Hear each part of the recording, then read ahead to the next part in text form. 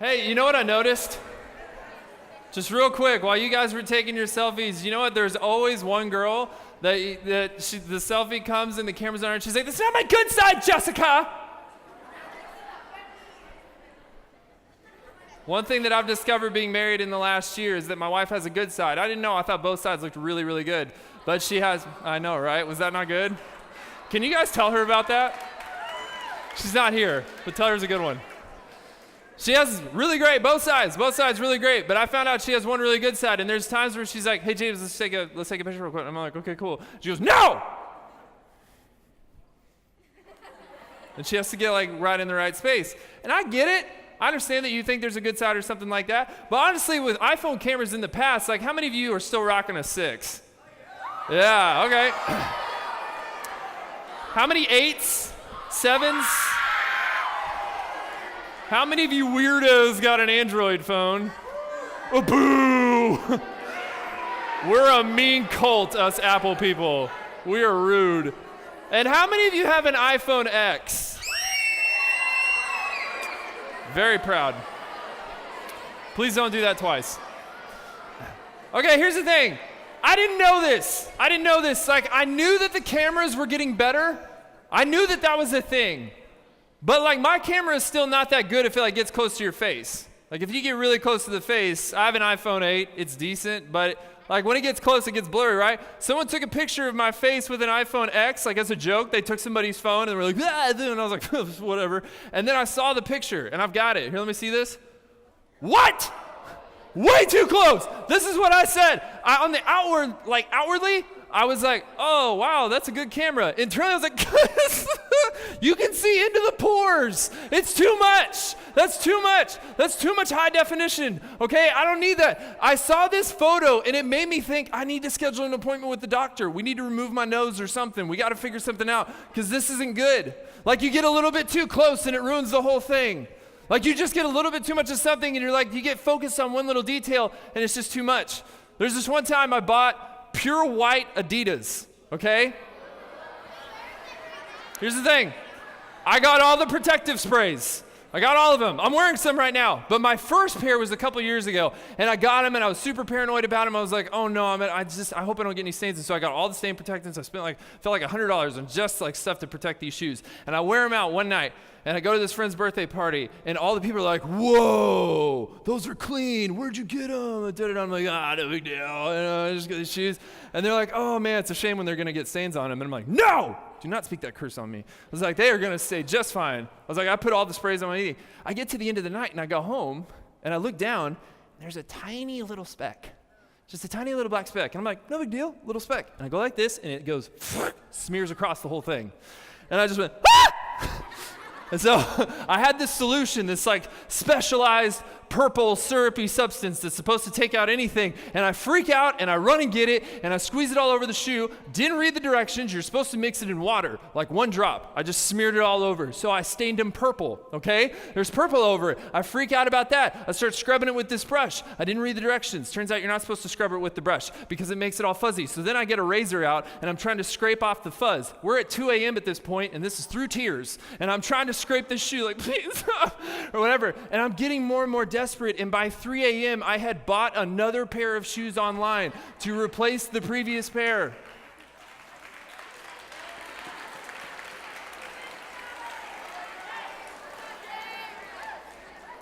Don't tell my wife about that one. That was 3 weeks before my wedding, and I wasn't supposed to spend money like that.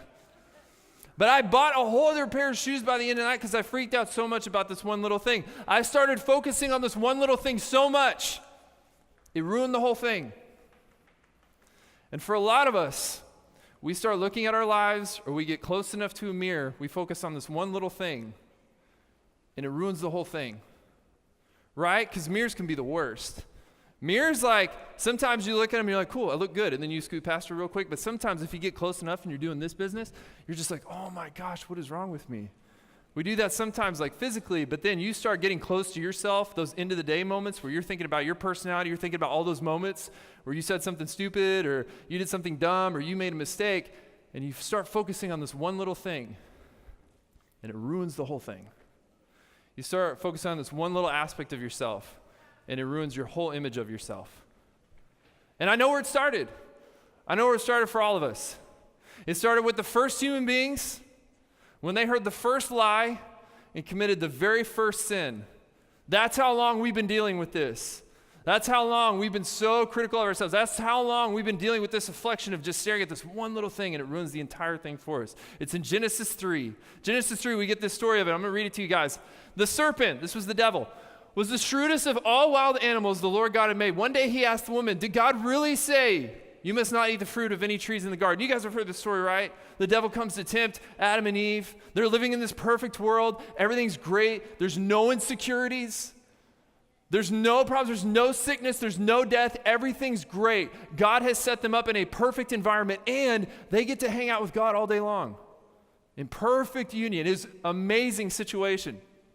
Do not eat the fruit of any of the trees in the garden. Of course we may eat fruit from the trees in the garden, the woman replied. It's only the fruit from the tree in the middle of the garden that we're not allowed to eat. God said, you must not eat it or even touch it. If you do, you'll die. And this is what he says, you won't die. The serpent replied to the woman, God knows that your eyes will be opened as soon as you eat it, and you will be like God, knowing both good and evil. The woman was convinced. You know what he said? You know what he did? Because he said, like, hey, this is something you need. You need knowledge. You need this wisdom. You need this thing. And she was convinced by it. But this is really what he was saying. And it's the lie that he sold her, and it's the lie that he sells us every single time. The one that we listen to. You are at least one thing short of having everything. You are at least one thing short of having everything. If you just had that one more thing, you'd have everything. If you just finally got that one piece, that one thing, then you'd finally love yourself. If you finally got this one thing, then people would love you. If you just had this one thing, that person would like you. If you just had this one thing, then everything would be okay. In fact, and this is the worst one, if you just had this one thing, God would finally love you. That's where it can sink in the deepest. If you just had one more thing, you'd have everything. I remember this really early on for me when I was in middle school and high school. Like, I'm really skinny now. I'm pretty skinny. I was very skinny in middle school and high school, like enough to where you could walk up and just go, just fall right over. I was very tiny. Like, I was my height right now, but 60 pounds lighter. I was tiny, all right? So that was like, I was very insecure about that. In fact, every time I looked into a mirror, that was all I could see. And it was the same thing he did to Eve, right? Like, this is what he does. You see, you stand in front of a mirror, and it's like the devil comes up right next to you. It's that voice that you have in your head where he stands up, and he's just like, here, why don't you take these? It's a pair of binoculars. And you're like, no, I was just checking out. He's like, no, wear these, all right? Check these out. Okay, you see this? Oh, my gosh, I can't believe that. Look right there. He starts looking at all the tiny little stuff. He says, no, you can't possibly love yourself that much because look at this little thing right here. Look at this right here. Look at that right there, you know? And for me, it was how skinny I was. But for a lot of you, it's something else. For a lot of you, you look in the mirror, and it's something about your face. It's the way that it looks. It might be your height. You might be like, man, I'm too tall. I'm too short. You talk to somebody else, it's like, man, I need to be funnier. I wish I was funnier. I wish I was more outgoing. I wish I was more laid back. I wish I had more energy. You look at your body and like, I just wish the shape of my body was different. I just wish I looked different. Some of you don't even like your own name. You don't even like your own name. There's this stuff we get in our head. I wish I was smarter. I wish I was something else. And all it is the devil getting you in front of a mirror and saying, look at this, look at this, look at this, look at this, look at this. And he just picks you apart. And for me, it was how skinny I was. And so I thought all the way through middle school and high school, I was like, if I was just bigger, if I just could put on some size, then everything would be better. And I would look at these other people and I'd be like, man, if I was just more like them, if I just looked more like them, then everything would be better. I looked at this one guy, Taylor. I was like, man, I just wish I was Taylor. Taylor was this guy that was like really good football player. He was able to just put on muscle. He was a really good guy, really funny, all that kind of stuff. And I was like, man, if I was just more like Taylor, then I would finally have it. It would be good enough. This would be it. And so all the way through middle school and high school, I would try to do that, but my body just couldn't put on weight. Like, my metabolism was just going crazy, so I could just eat anything, which was great, but I couldn't put on muscle. And so I finally get to college. And when I get to college, I like fill out. And all of a sudden I could start to work out. I could start to put on muscle. I could start to just look, honestly, just more like what I wanted. I just was finally able to achieve the body that I was going for. And you know what was crazy? The more I started to look like what I wanted to look like, the more insecure I got. The reason why that is because I had a dream that was all bundled up in insecurity. And so as the dream grew bigger and as it came to life, so did the insecurity. It grew right with it. And so the more that started to come true, the bigger the insecurity got. And I just sank. And all the time I was so stressed out because I was like, do I look good? Do I not look good? Are people noticing? Why do I care that people notice? Why am I making it about that? It was just this stressful event. And I know I'm not the only one. I know I'm not the only one of us that we stand in a mirror and we just don't like what we see. We don't like what we physically see sometimes, and then there's a lot of times we look at our actions, our behaviors, our personality, honestly, just the way that we're created, and we don't like it. Recently, my wife was telling me about this. She was watching a documentary on these girls that had an eating disorder, and they were in this treatment center, and they were asked this question, put in their journals, like, hey, what is your goal weight? Like, what are you going for? Like, when is it enough? And a girl wrote 0 pounds. She was at that point where to her the best thing possible was that she just didn't exist anymore. It's a lie that gets in our head. You just need that one more thing. It doesn't matter what it is on either side of the spectrum, where it's me, where you think you need to look this way, or if you think you need to be smaller, or whatever. We're all dealing with these things of, if I just had that one more thing. And you've got one. I want you to close your eyes real quick. This is what I want you to think of. I want you to think of those times where you look in the mirror. I want you to think of those times where you're sitting there at the end of the day breaking down all your actions and overanalyzing it, and you're depressed about that thing you did, and you wish you would have done that thing that was cooler or whatever it is. Those times when you're alone and those thoughts go through your head, I want you to tell me what the voice says in your head. That really critical, really harsh voice that starts to pick you apart, that starts to make you feel guilty and make you feel ashamed. I want you to think about what that is. Okay, now open your eyes. This is what I started to do. The mistake that I made was that I started to focus not on who I was, but on what I looked like. I didn't focus on what my identity was. I just focused on what my image was. And a lot of us, when we don't know who we are and we don't know what our identity is, where our identity is, we'll just settle for a good image. And so some of you are living as many lives as you do Instagram accounts. You got one. You're okay with me seeing that one. You're okay with Pastor Matt seeing that one. You're okay with your parents seeing that one. But you've got this other one that we hear rumors of. There's this one that you want these other people to see.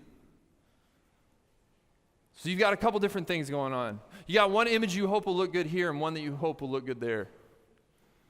You live one way for one group of people and one way for another. You're just trying to maintain this image. You're trying to hold on these things. You're creating an image for yourself. And let me just save you some time and effort. I think some of you in this room are 11 up to 14. I just want to save you some time. I just want to save you some effort. It is a long journey that never ends. It just keeps going, because here's what happens. I got the physique and the way that I wanted to look, and when I got there, the target just moved. Basically, all I was doing was this. The entire time I was trying to pursue the image that I was going for, hoping that it would give me the identity that I wanted. Instead, that was just buying the enemy time. That was just buying the devil time to find more things. So the whole time while I'm seeking after this thing, he's just plotting the next thing he's going to make me chase after, and then I'll chase after that, and then I'll chase after that, and it's never enough. This is how you end up so envious of your friends, how many followers they have, the opportunities they get, the things that they have. You end up so envious for that because we're like, that's the image I want. And so we miss an identity, and we settle for an image that we try to create for ourselves. If you know what the definition of identity is, we looked it up, and I really found it fascinating. Here's the definition of identity: the condition of being oneself in itself and not another. Isn't that fantastic? Not another. The condition of being oneself and not somebody else. When I've looked at my life and when I have strayed away from an identity that is found in myself and the way that I was created, usually it's off chasing one of two people. Either somebody else, like a tailor, like my brother. My brother's a brilliant guy, really smart, really kind. There was so much in my life that I felt like I was a failure because I wasn't more like him. Maybe you've got a sibling like that. Maybe there's someone that you're like, man, that's the person that I need to be. That's the another that you're shooting for. Or you're chasing after this image or idea of who you think you need to be. It's this somebody else out there. It's this someone else. It's this version of James that people will love, but it's not this one. It's this future, better version of myself out there somewhere. And that's what I need to become. We don't have an identity. We've just got this image that we've created for ourselves, and it's easily crushed. And mine was.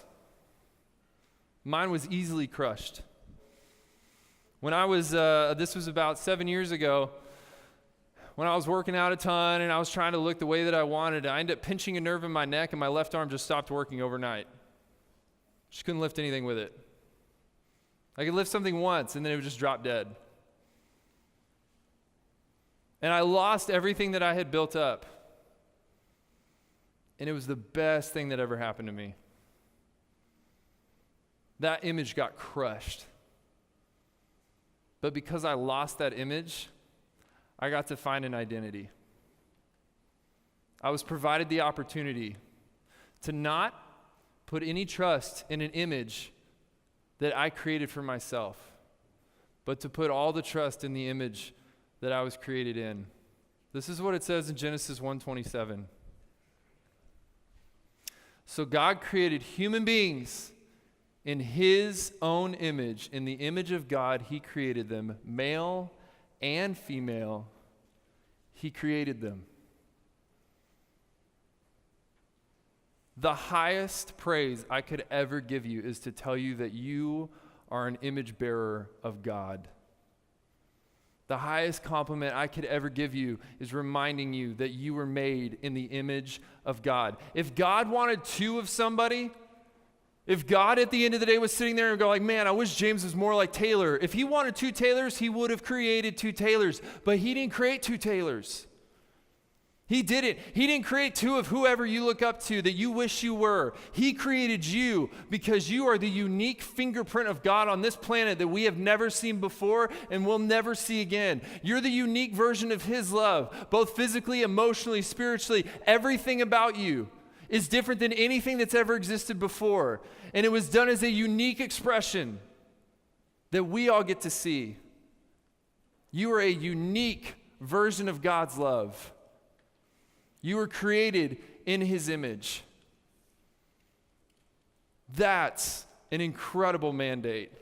That's an amazing thing to be. And when you decide to live out of that, out of finding out whose image that you were made in, you find your life. You were made by Christ, for Christ, through Christ is what it says in John. You were created in the image of Jesus with his heart. It says you were knit together in your mother's womb. And so the more you find Jesus, the more you find out who you are. You find your life. This is what it says in Colossians 3. This is what the Apostle Paul had to say. For you died to this life. This is for people that when you start following Jesus, when you make that decision that he gets to have your life, this is what it says. For you died to this life, and your real life is hidden with Christ in God. It's hidden. Now, what's the purpose of being hidden? Well, I don't know if you've ever played hide and seek before, but when something's hidden, what do you got to go do? You got to go find it. You got to go seek after it. You got to go find it. Now, here's you might be sitting there going, man, I got to do some work. I got to go find something. I got to go seek something. Here's the truth you need to know. You're going to be trying to find your life somewhere. That's an inevitability. You're going to be trying to find your life somewhere. You're going to try and find it in some attributes that you have. You're going to try and find it in how many followers you have on your social media account. You're going to try and find it in your athleticism. You're going to try and find it in how many guys you can get. You're going to try and find it in how many girls you can get. You're going to try and find it in your academic achievements. You're going to try and find it in something. Or you can find it where you're guaranteed to get it. Because this is what Jesus said in Matthew 7. Verses 7 and 8. Keep on asking and you'll receive what you ask for. Keep on seeking and you will what? You'll find it. Keep on knocking, the door will be open to you. For everyone who asks receives, everyone who seeks finds, and to everyone who knocks, the door will be opened. If you want to find your life, you got to go find it in Jesus. He's got it. You were made in his image. If you want to find out about who you are, you go right there and get it. If you want to find out how you were made and the unique gifts, talents, skills, and abilities that you have within you, you go talk to Jesus and he'll let you know about it. That's where your life is now. If you're someone who's decided to follow Jesus, that's where we find life. It's not an image that I create. It's the image that I was created in. And it didn't happen overnight for me. I tried to find it in a lot of places. I really, one thing that I didn't like about myself is I thought I was way too hyper. I thought I had way too much energy when I was in high school. And so I used to take a lot of pills to try and just calm me down. And that worked for a few hours. But then it would wear off, and I'd have to get more, and I'd have to get more, and I'd have to get more. And every time I looked in the mirror, all I saw was this skinny dude that was way too hyper. And so I'd take these pills, and I would drink, and I would do all this stuff, and I was just trying to self-fix. I was looking at these things that the enemy was pointing to in the mirror and going, this, and this, and this, and this. I don't like these things about you. You need to fix that. And I was trying to meet those. Until one night, I took way too many. It was an accident. Over a 3 or 4 hour period, I ended up taking a whole bottle full of pills, and my body started to shut down. I started throwing up a lot. Things were going bad. And it was in that moment that I was like, I am done. I'm fired from running my own life. This has gone terrible. I've tried to fix everything. I've tried to do all the work. I've tried to do the system. I've tried to do here's the need, meet the need. Oh, here's a problem. I'll try and fix it with what I can find or something like that. And it just didn't work. And so I just prayed a prayer. I didn't know what to pray. I just prayed and I said, Jesus, just have my life. I fire myself from running my life. You get to have it because I don't know what I'm doing with it. And I didn't know what that meant for the next day. I didn't know what I was supposed to do. But I just said every day I got up and said, Jesus, you have my life. Do whatever you want with it. And because of that simple choice, I found life where I didn't have it before.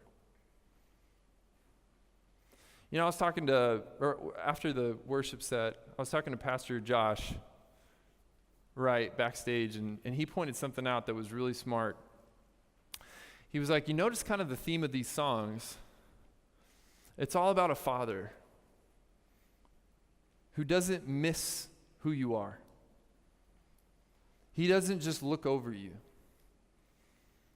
He notices you. He notices the little things about you. I said it a little bit earlier. He knit you in your mother's womb. You know what God does as a father? He takes you in front of a mirror, and he doesn't miss a thing. He goes, you see that little part? That was one of my favorite parts to make. You see this little part right here? Oh my gosh, like when I thought of that, I can't wait to see that. Oh, did you see just the way that I did it? Oh, that was one of my favorite parts. You have an enemy who's going to pick apart every little thing about you and tell you why it's the worst, but you also have a father that made you, that gets to say, hey, I made this with intentionality in every piece. I love every little bit of who you are. In fact, when I made you, I stepped away and I didn't say, oh, there's a whole bunch of things we need to fix. I said, this is very good. That's who you are. This is my fear, though, a little bit. My fear is we get in here, I say all these things, and then you go back to your cabin and you look in the mirror and you still hear the same old things. You still say the same old things. Isn't this true that if we heard some of the things that go on in your head, like some of the things that you say to yourself, like just imagine some of the thoughts that go in your head that you start to believe, or the thoughts that go through your head that you start to say, oh, that's true about me. If you said them to somebody else, we'd like throw you in prison. It's just some of the meanest thoughts that go through your head, and they're not about other people, they're about yourself. There's a voice in your head telling you how awful you are and how ugly this is and how much you need to change this thing. And you just keep believing it and you just keep taking it. And so if I have one privilege here tonight, it is to get to stand in front of you and point at every single one of you and say, you are a child of God. You are a child of God, and he was intentional in making you, and there's a reason you're here tonight. And so this epidemic that we have in our area of people trying to take their own life, we get to cut down on that. We get to smash some of that tonight, because that's the enemy trying to tell people that they're not worth anything when you had a creator that thought you were worth everything. You were worth so much that he sent his son to die on your behalf because you were worth it. You were made in the image of God. And he thought you were so worth it, he sent his son to die for you. You matter. You're worth everything. And he notices every little piece of you, and he loves every little bit of you. I want everybody to bow your heads, close your eyes, and I'm going to have the band come back up.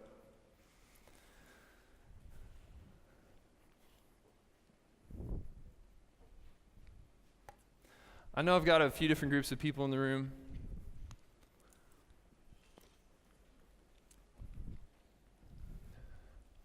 There's those of you, you've grown up going to church, you've grown up believing something. You've grown up believing in God, you've grown up believing in Jesus, you've grown up believing the Bible, you've grown up believing these things. You just don't know him. You agree with everything that Jesus says, you don't really know him. When I talk about just having a personal relationship with him, someone that you go find life in, that's not somebody that you necessarily, that doesn't quite hit. There's a relationship that Jesus wants to have with you where he gives you life. There's others of you, you're here tonight, and you know, hey, I don't know Jesus. I don't know him. And I can tell you this, I made a choice 12 years ago to start following him after trying a lot of other things. And one of the only regrets I have is that I wish I did it sooner. You have a God that loves you so much. And you're his child. And he wants you in his family. And this is what I want to do. I know there's those of you here tonight that you've never made a decision to follow Jesus. You've never made a decision to give your life to him. And I really, really, really don't want to spend one more day at camp. I don't want to waste one more day of your life without giving you the opportunity to give your life to him. Not to hold on to bits and pieces of it, not to try and continue this thing of trying to create just this way that you look and the way that you are, but that you would fully and finally trust who you are to him and discovering who you are in him. And it is time to make that choice. You've known it for a while. You've known it's time. It's time to make that decision. It's time to give your life over to him.